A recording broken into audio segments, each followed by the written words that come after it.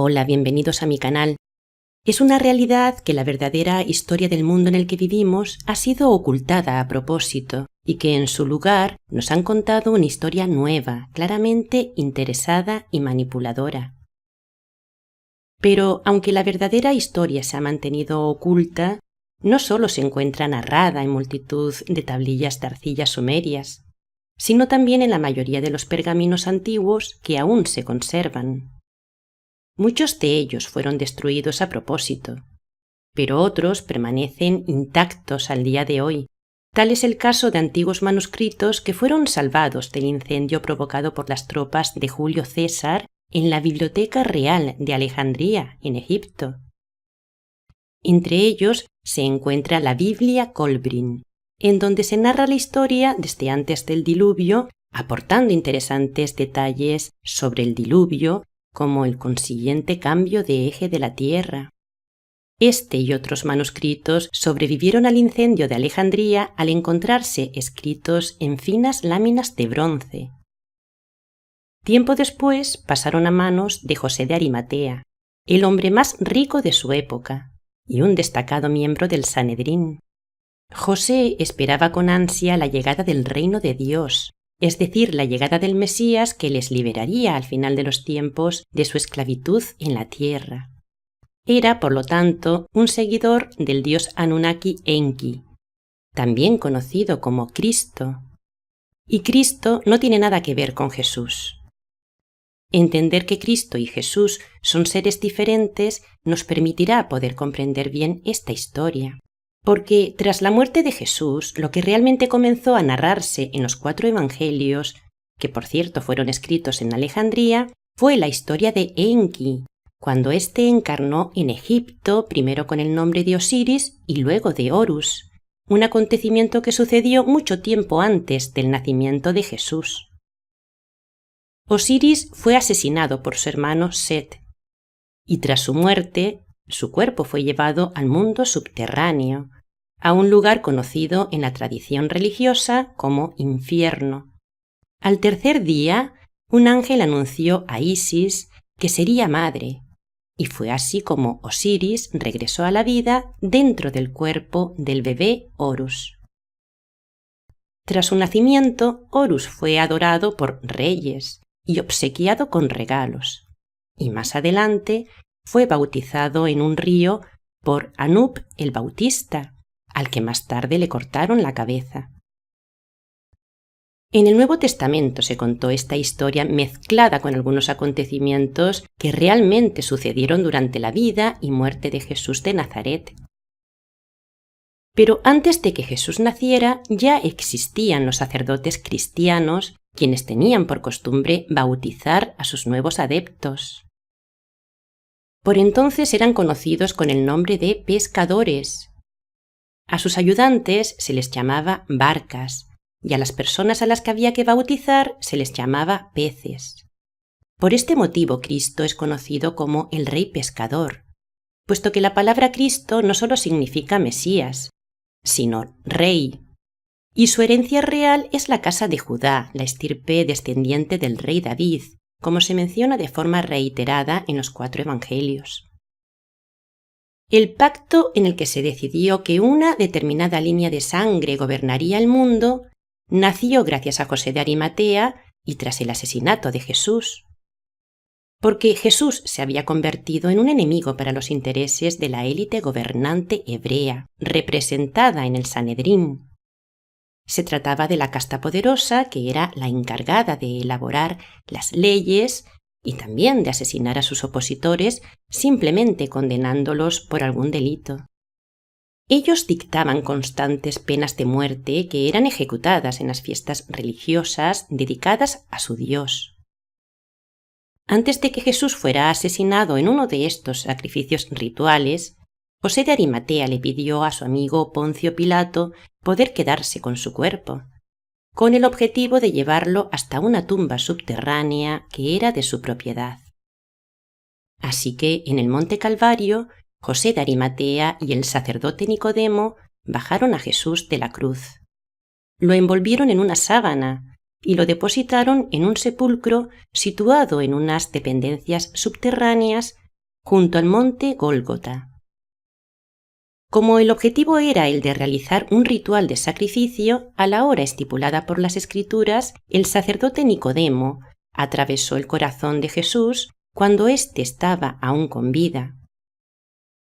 Luego vertió la sangre que emanaba de su corazón en una copa que pasó a ser conocida con el nombre de Santo Grial.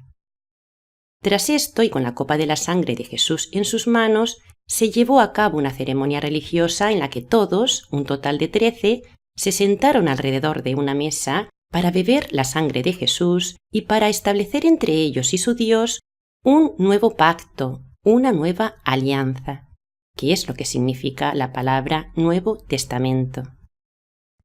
Esta reunión es conocida como la Última Cena y fue celebrada cuando ya Jesús estaba muerto.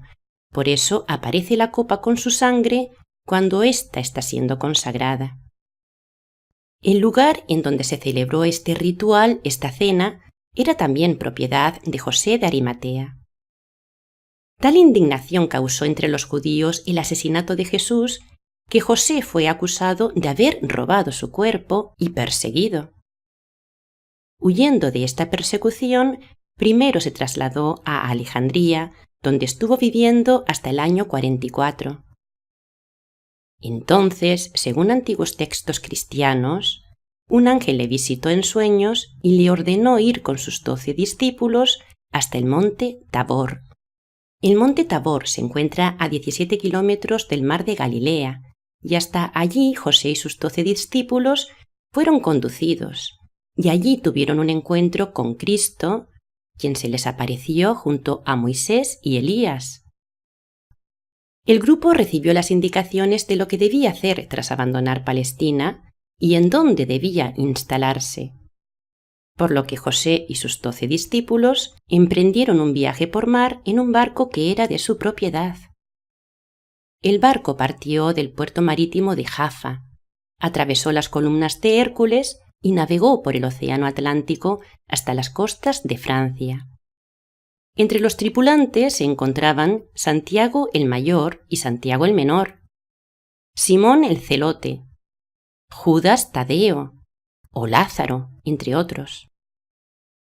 Antes del asesinato de Jesús, Lázaro vivía en Betania, que es un pueblo a las afueras de Jerusalén, y en concreto en el castillo de Magdala, porque era miembro de la casa real descendiente del rey David y también había sido nombrado caballero real.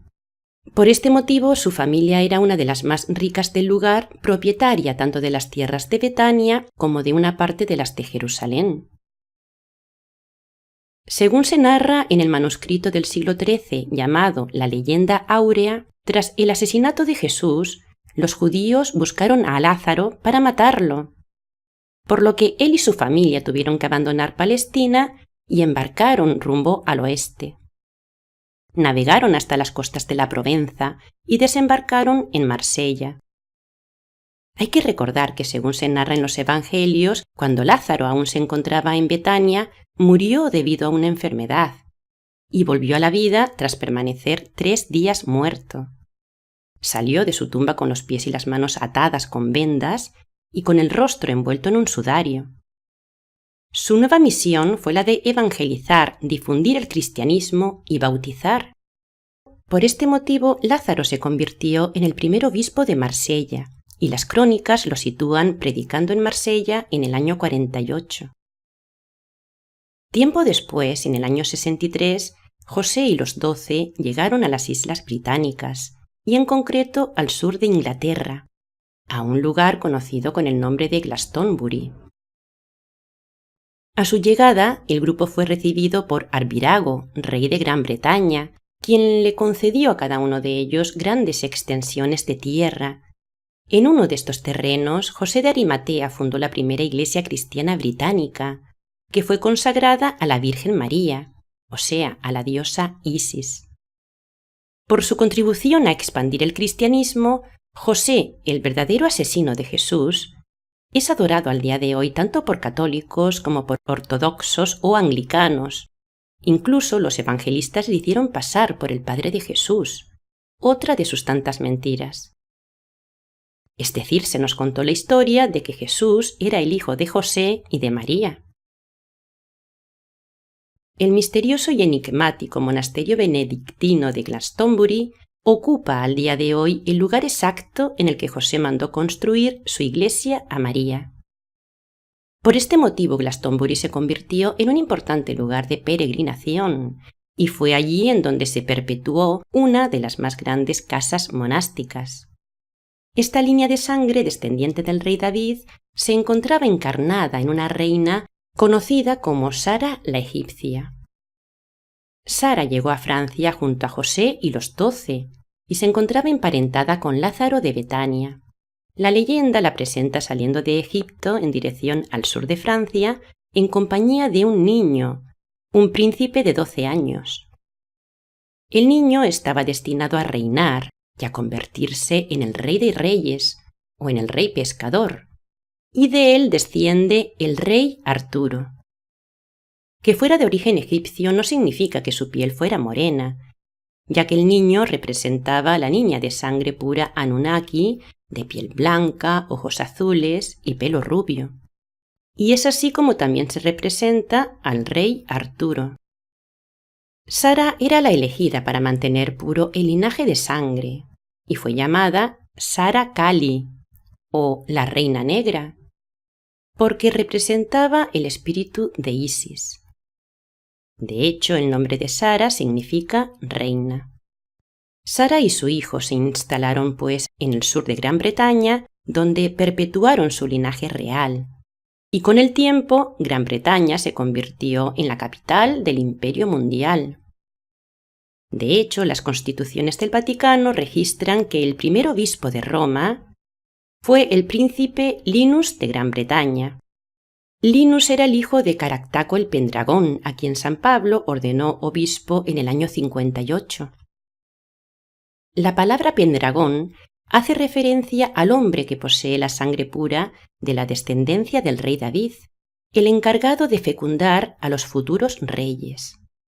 Tal fue el caso del rey Arturo, quien era el nieto de la reina Viviana de Avalon, y también era el hijo de Uther Pendragón, cuyo estandarte era precisamente un dragón.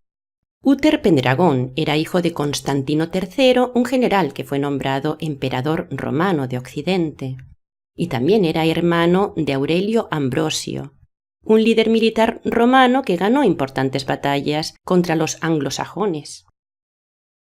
Uther Pendragón fue proclamado el rey de reyes, el rey pescador, destinado a aportar la semilla real para la descendencia pura de la línea del rey David. Tras su muerte, su hijo Arturo se convirtió en rey, así como en el nuevo custodio del Santo Grial.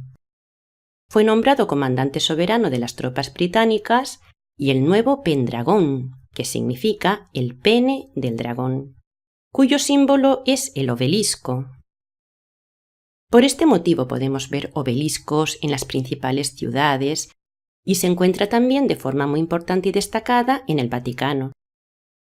En los tiempos modernos, Pendragón fue Guy de Rothschild, el padre biológico de Carlos de Inglaterra y de William, el hijo mayor de Diana.